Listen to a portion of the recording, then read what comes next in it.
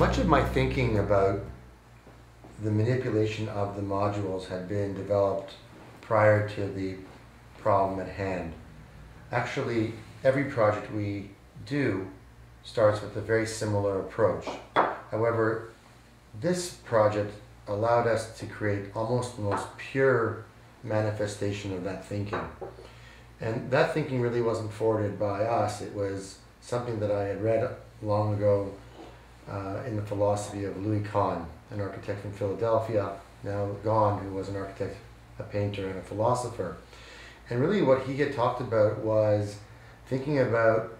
spatial function in terms of relationships. That is, you could think of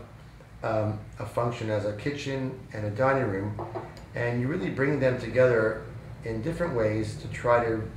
imagine what is the best relationship for things. So in thinking of the manipulation of these modules for the home show, it allowed us to manipulate them in certain ways, to move them around on site, and think about the most appropriate use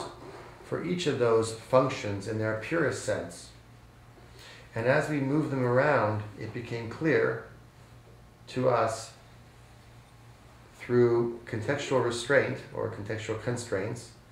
and site opportunities that the best solution for the context we had to work with was one where we could create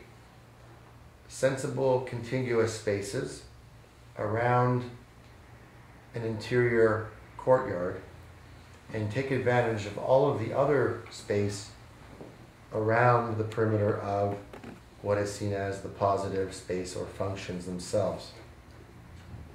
And so you can see a very clear diagrammatic use of function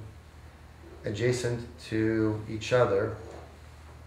and our task was to create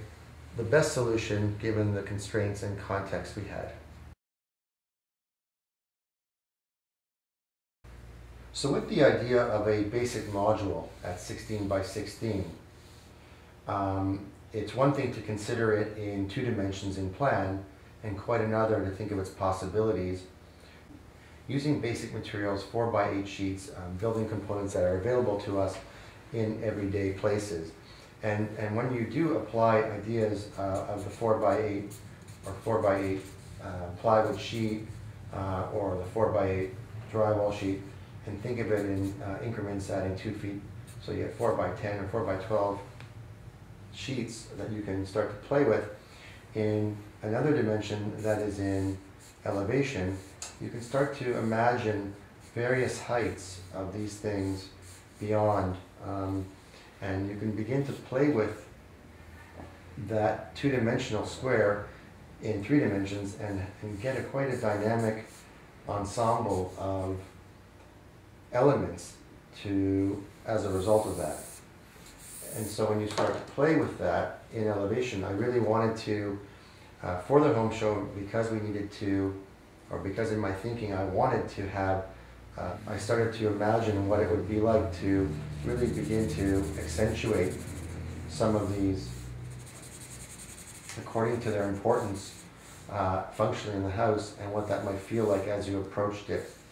from the floor itself. And so you can see from a very basic vocabulary,